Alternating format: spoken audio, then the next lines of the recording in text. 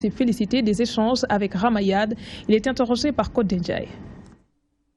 La formation est le deuxième volet de la réflexion, de la prospection. Et aujourd'hui, je crois bel et bien que l'heure est au renouveau des écoles de parti et de créer en tout cas des canaux de réflexion pour la formation et pour la prospective. Je crois qu'un militant bien formé, c'est ça qui est le sigle de notre école du parti. Un militant bien formé est un citoyen modèle. Et ça rentre bien en ligne de compte dans le cadre des points même du référendum en parlant de la promotion du droit nouveau. Et c'est dans ces circonstances donc, que Madame la Présidente Rama a bien voulu en tout cas échanger avec nous. Et les discussions, c'était voir comment créer des stratégies et comment renforcer la formation au niveau politique et quelles sont les nouvelles innovations donc en cours au niveau des réseaux, au niveau d'autres formes de communication, les think tanks et tout ça, qui pourraient en tout cas à la fois créer une ambiance d'imprégnation donc des politiques publiques, donc la formation citoyenne, civique. Juste vous dire que Ramayad préside une conférence de presse ce lundi dans un hôtel de la place. Nous y serons certainement. Actualité politique toujours. L'ancien ministre de la Pêche, des Affaires maritimes, Pape Diouf, contre-attaque après les pics de Aïda Mbodj. L'ancienne présidente du conseil départemental de Bambey l'a traité de tous les noms d'oiseaux lors d'un face-à-face avec la presse le 23 août dernier. Le président du conseil de surveillance de la Société nationale de recouvrement annonce une plainte contre son ancienne camarade libérale. En peu de mots, Pape Diouf n'a pas fait dans la langue de bois. C'était en présence de Mansour Sow. Il n'a pas mis de gants pour contre-attaquer suite aux déclarations de l'ancienne édile de Bambey. L'ancien ministre de la Pêche et des Affaires maritimes, aujourd'hui président du conseil de surveillance de la SNR, n'y est pas allé avec le dos de la cuillère pour tirer à boulet rouge sur Aïda Mbodj. En réalité, c'est à se demander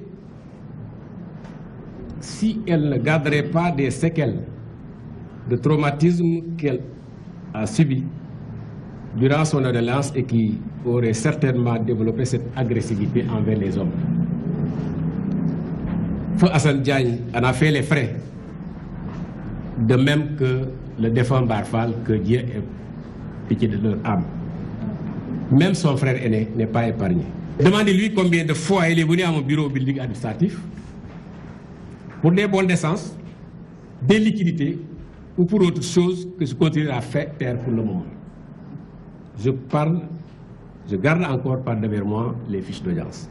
Outré par les propos jugés injurieux et diffamatoires de l'ancienne présidente du conseil départemental de Bambey, Pape Diouf compte saisir les juridictions compétentes pour laver son affront. J'ai décidé de saisir la justice de mon pays parce que je me suis senti injurié, calomnié et diffamé. Je veux savoir s'il est permis à quelqu'un d'attaquer impunément d'un citoyen qui ne demande qu'à vivre tranquillement. Le désormais ex-secrétaire national à la vie politique de Réumi a mis sur pied un mouvement dénommé Mouvement pour la démocratie et la République au lendemain de ses bisbilles avec Idrissa Seck. Pape Diouf travaille aujourd'hui pour la concrétisation des programmes et projets du président de la République, Macky Sall. Cette conférence de presse fait suite à celle d'Aïda Mbodj du 23 août passé. Je l'annonçais en début d'édition, la convergence libérale et patriotique ira sous sa propre bannière aux prochaines élections législatives. Révélation de son leader, Serigne Mbacké Ndiaye. Il a décidé de soutenir la candidature de Macky Sall à la présidentielle de 2019. La CLP s'est réjouie de la mise en place du H2CT. Par ailleurs, Serigne Mbacké Ndiaye plaide pour une année scolaire apaisée à quelques heures de l'ouverture des classes. Abigail était sur place.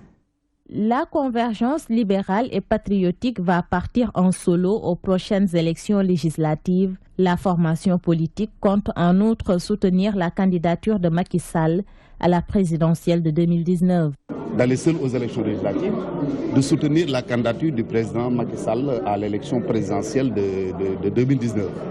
De procéder à nos investitures dès maintenant, de prôner la suppression de la liste nationale et l'élection de tous les députés au scrutin uninominal à 2 tours. La CLP plaide en outre pour une année scolaire apaisée à quelques heures de la rentrée des classes. Pour la rentrée scolaire, nous avons appelé tout le monde, comme nous l'avons toujours fait et dit, à l'apaisement, qu'il y ait la sérénité, que le gouvernement fasse tout ce qui est humainement possible pour respecter les engagements qui avaient été pris, mais également que les enseignants fassent preuve de compréhension. La convergence libérale et patriotique exhorte le pouvoir et l'opposition à faire attention sur le débat du pétrole. Elle interpelle également l'État à supprimer le salaire des députés en remplacement de primes. Et nous changeons de registre. Le collectif pour le maintien des chambres de commerce, d'industrie et d'agriculture du Sénégal exprime son opposition à la Fédération des chambres de commerce en une chambre nationale. Ses membres confient qu'une telle décision ne profitera qu'aux opérateurs économiques de Dakar. Il précise que les autres régions ont chacune leur particularité. Le collectif pour le maintien des chambres de commerce, d'industrie et d'agriculture du Sénégal a fait face à la presse hier pour exprimer son désaccord pour l'instauration d'un tel projet, nous dit Ababakar Sadirta. Oui à une réforme des chambres de commerce, mais non à leur élimination. Pour le collectif pour le maintien des chambres de commerce et d'industrie du Sénégal, l'État doit prendre en compte la spécificité de chaque région. Il était important que toutes les régions se retrouvent autour d'un collectif pour essayer de se battre contre, pas contre, mais au moins donner notre point de vue sur un projet qui a été proposé par le patronat pour changer les statuts des chambres de commerce. Donc nous sommes d'accord pour le changement, effectivement, pour que les statuts soient revus, mais que l'on puisse laisser les régions pour commencer, comme je dis, je représente la région sud, Ziguinchor et Sédhiou. Nous avons des spécificités qui sont dans cette région-là. Aujourd'hui, l'érection des chambres de commerce en chambres représentantes peut tuer l'économie dans les régions. C'est pourquoi le collectif considère que cette réforme n'arrange que les Dakarois. Les réformes, on est d'accord, on applaudit et voilà une réalité. Moi, dans ma région, les réformes, si on ne les fait pas au niveau national, on le fera dans notre région. Donc faisons les réformes au niveau national. Que le patron soit là, que le patron soit la locomotive, on est d'accord. Mais que le patronat aussi ne tue pas ces régions. Qu'est-ce qu'un représentant dans une région? Qu'est-ce qu'il veut décider sans un directeur général? Les réformes prévoient le regroupement de toutes les chambres industrielles et commerciales du Sénégal dans une chambre nationale administrée par Dakar, d'où l'opposition de ce collectif. La Confédération nationale des travailleurs du Sénégal, Force du changement, sonne la mobilisation en vue des prochaines élections de représentativité. La CNTS-FC compte s'activer pour une totale satisfaction du fascisme social. Les camarades de Cheikh Diop veulent également la revue à la baisse du prix de l'autoroute à péage, de l'électricité et de l'eau, entre autres. Les détails avec Elhaj Moussabé. C'est un conseil central qui vient ainsi pour sonner la revue des troupes syndicales. Dans ses plans, la CNTS, Force de changement, s'attend au village du passif social. Le passif social, ce sont les accords qui sont signés dans le secteur de l'éducation qui ne sont pas totalement respectés, dans le secteur de la santé, dans les collectivités locales. Le passif social, c'est surtout les entreprises qui étaient en difficulté, qui sont fermées, comme la SIAS, AMA, Air Sénégal International et tant d'autres qui sont fermés, mais que les travailleurs n'arrivent toujours pas à recouvrir leurs droits. La centrale croit que ces revendications doivent forcément passer par la revue à la baisse du prix de certaines nécessités, le coût du péage par exemple. Nous avons reçu mandat de ce conseil pour se battre pour que tout de suite et maintenant le prix de l'électricité soit revu à la baisse, pour que le prix du transport soit revu à la baisse, pour que le prix de l'eau et du pain soit revu à la baisse, parce que simplement, nous nous sommes battus pour obtenir des baisses successives des produits pétroliers de 2015 à 2016, 3 fois de suite. Et ces baisses ont certainement impacté les produits que je viens de citer. Les élections de représentativité où l'on enregistre la première participation de la centrale étaient au cœur des débats. Quelle campagne de massification, la quintessence de la réflexion. Nous devons nous positionner à la tête des centrales syndicales à l'issue de ces élections-là. Nous avons discuté de tout ça Et nous allons effectivement remobiliser toutes nos bases et tous nos sympathisants pour s'impliquer dans ces élections. Un projet de liste de représentation des travailleurs à l'Assemblée nationale est en gestation au sein de la Confédération nationale. Elhadj Moussabeyi, le débat sur les ressources naturelles est également au cœur de la réunion de la CNTS-FC. La formation syndicale approuve et soutient qu'il concourt à la transparence. La radiation de l'ex-inspecteur des impôts et domaines, Ousmane Sonko, préoccupe également la centrale. Elle entend l'appuyer pour sa réintégration dans la fonction publique. Le secrétaire général de la CNTS-FC prône la médiation sociale pour y parvenir. Cheikh Diop est avec notre reporter. La CNTS Force du Changement a l'obligation de soutenir le camarade Sonko en tant que travailleur. Ce qui lui arrive, nous ne pouvons pas l'accepter. Nous pensons que la radiation n'est pas une solution. Nous pensons que les licenciements arbitraires ne font que rajouter davantage dans le dialogue social des perturbations. Aujourd'hui, la CNTS Force du Changement pour le cas Sonko prône la médiation syndicale. Nous apprécions hautement le débat, que chacun dise ce qu'il sait et ce qu'il pense. Et ça nous évitera la malédiction du pétrole. Ça fait partie des facteurs qui évitent la malédiction du pétrole. Laissons le débat courir. Mais nous apprécions aussi les positions qui ne sont pas encore suffisantes des autorités, parce qu'ils ont légiféré quand même, il faut le dire, il faut avoir le courage de le dire. Ils ont légiféré sur les ressources minières pour que leur gestion soit transparente. Nous en venons à la page éducation de ce journal. Mamadou Lamine Dianté passe les témoins ce lundi à Saourou Sène, nouveau secrétaire général du SAEMS-CUSEMS. Il a été choisi lors du 3e congrès ordinaire du SAEMS, tenu les 24 et 25 septembre dernier. Le nouveau chef de file du syndicat autonome des enseignants du moyen secondaire était dans nos locaux ce dimanche. Il en a profité pour décliner sa feuille de route. Mansour Sow nous en dit plus. C'est à l'issue du 3e congrès du SAEMS-CUSEMS qu'il a été porté à la tête du syndicat autonome des enseignants du moyen secondaire du Sénégal. L'ancien numéro 2 du syndicat compte diriger de mai de maître la destinée des enseignants du moyen secondaire. Il y a un lourd passif qui nous sépare du gouvernement du Sénégal. Nous avons été ensemble, bien sûr, avec eux à Saly pour apprécier tout ça, mais je crois que ce que le syndicat autonome des enseignants du moyen secondaire attend de ses responsables, c'est qu'on puisse inscrire notre dynamique dans la continuité pour la matérialisation des accords dûment signés avec le gouvernement du Sénégal.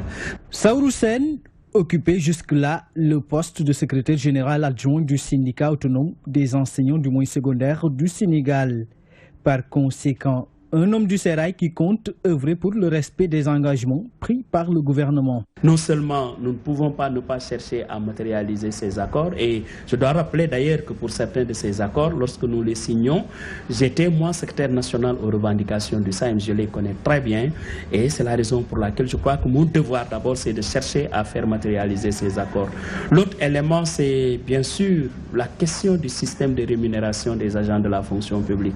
Nous sommes tous d'accord aujourd'hui, que ce soit les enseignants, le gouvernement, tout le monde est d'accord que le système de rémunération est un système qui est frappé d'inéquité, d'injustice, et il va falloir véritablement corriger ce qui mérite de l'être. L'apaisement du climat et de l'espace scolaire, une condition sine qua non pour une école de la réussite. Pour y arriver, les parties prenantes doivent pleinement jouer leur partition. Nous, notre préoccupation, c'est de faire en sorte que nous puissions arriver à une école de la réussite. Or, l'école de la réussite passe d'abord par des enseignants motivés qui font ce qu'ils savent faire, c'est-à-dire donner de la connaissance aux enfants. Investi pour un mandat de 3 ans renouvelable, Saourou Sène compte s'inscrire dans la continuité.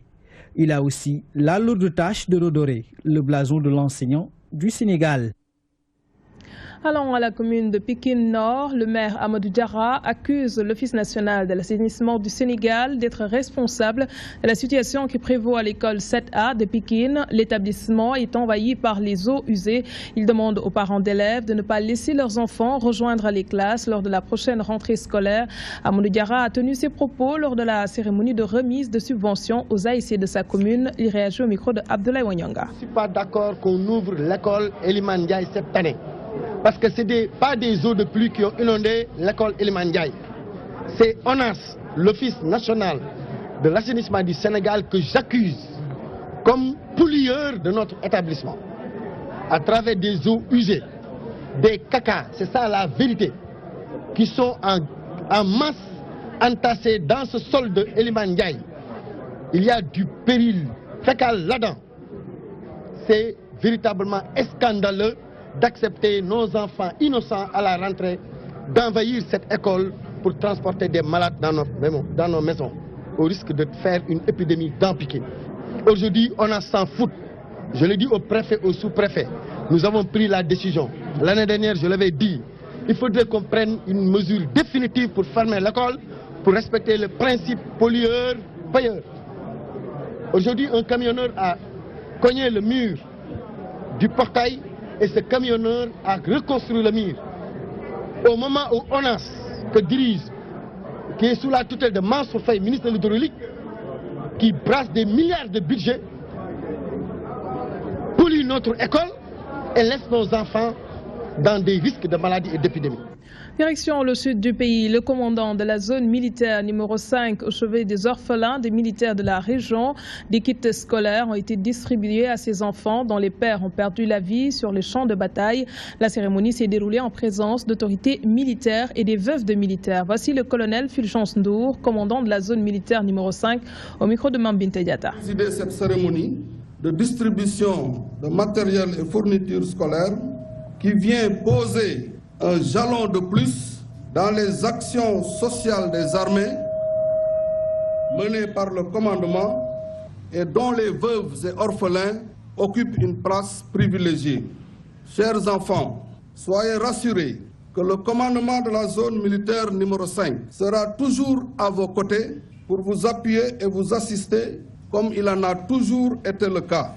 Ce don de matériel didactique devrait répondre partiellement à une préoccupation majeure de vos parents, à savoir vous garantir une éducation de qualité. C'est pourquoi je vous exhorte à bien travailler à l'école pour être l'élite de demain. Intéressons-nous à présent au dernier week-end avant la rentrée scolaire. Les plages ne les remplissent pas. Les élèves ont pris d'assaut celle de la Cour de cassation pour profiter des derniers moments des vacances. D'autres ont fait le déplacement pour fuir la chaleur étouffante des maisons, ce qui fait l'affaire des vendeurs de petits commerces. Le sujet est signé Code Ndiaye. Un dimanche, pas forcément comme les autres. Ce dernier, avant l'ouverture des classes, a été une occasion pour beaucoup de jeunes, la plupart des élèves, de ruer vers les plages, comme c'est le cas ici, derrière la Cour de cassation. En ce moment, il fait très chaud à la maison. En plus, les vacances sont finies. On en profite pour venir passer les derniers moments.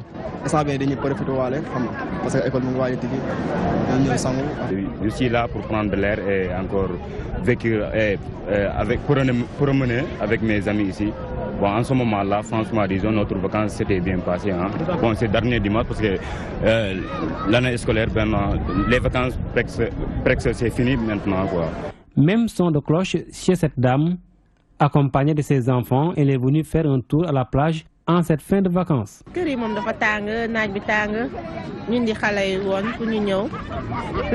Actuellement, à la maison, il fait extrêmement chaud. C'est pourquoi on est là accompagné de nos enfants pour profiter de la mer. En plus, aujourd'hui, c'est le dernier dimanche avant l'ouverture. Donc, il est bon d'amener les enfants pour qu'ils s'en profitent. C'est mon dernier dimanche avant l'ouverture des classes. On a profité d'amener les enfants en plage.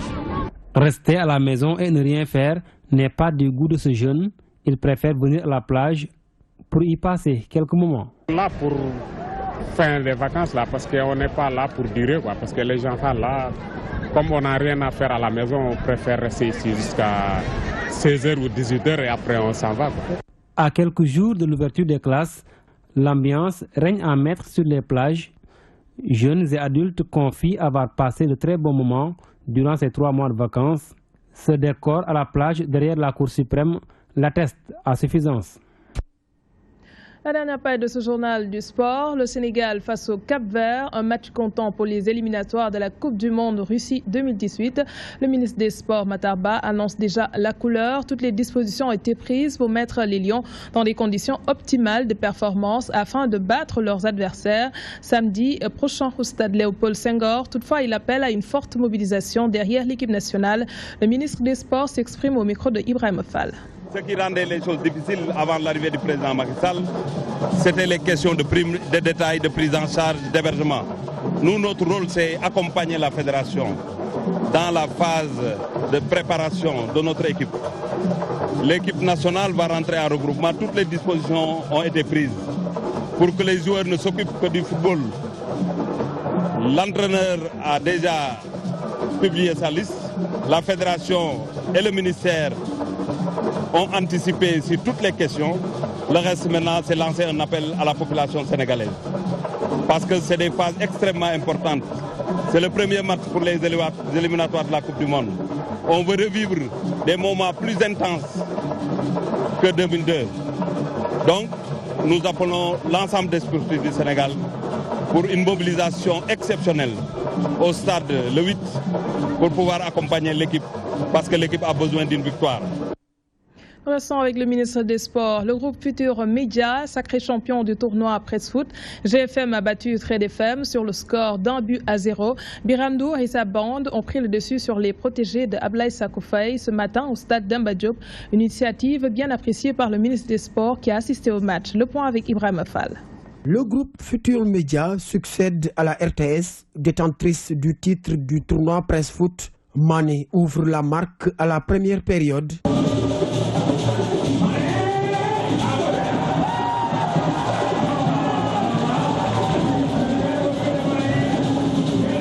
Suffisant pour les partenaires de Birandour de remporter la finale de la 4e édition. Je suis très satisfait de l'organisation d'abord.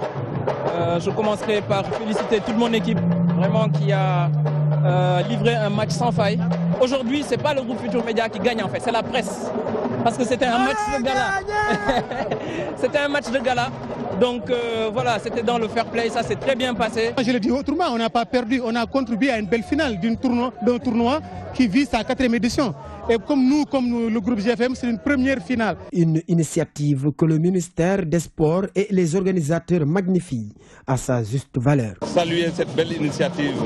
Aujourd'hui, la presse, nos amis journalistes ne vont plus rester dans le commentaire. C'est les journalistes sportifs qui nous accompagnent pour faire de notre sport un sport performant. Si on veut développer notre sport, il faut qu'on reçoive des alertes, des encouragements pour pouvoir rectifier. Le fait de se retrouver, de jouer ensemble, d'oublier effectivement tout, ne fait que raffermir les relations entre confrères. Nous sommes très comblés ce matin après avoir véritablement réalisé un rêve. C'était pas du tout donné au départ, c'était pas facile au départ, c'était compliqué. Et nous en profitons véritablement pour remercier le ministre des Sports sans qui il n'y aurait pas cette finale. Vraiment, nous le remercions. Il a quitté Podor pour venir spécialement pour présider cette finale. Et nous le remercions très franchement, le ministre des Sports. Le groupe Futur Média, sacré champion du tournoi Presse Foot, qui a réuni 14 équipes, pour ne pas dire 14 organes de presse, pour raffermir les liens entre confrères. Week-end très sportif pour le ministre Matar Ba. Il prenait part à la randonnée pédestre de ce matin organisée par son département et la Confégesse en hommage aux personnes du 3e âge. Justement, la journée mondiale qui leur est dédiée et célébrée chaque 1er octobre, le Sénégal a choisi de la commémorer ce dimanche.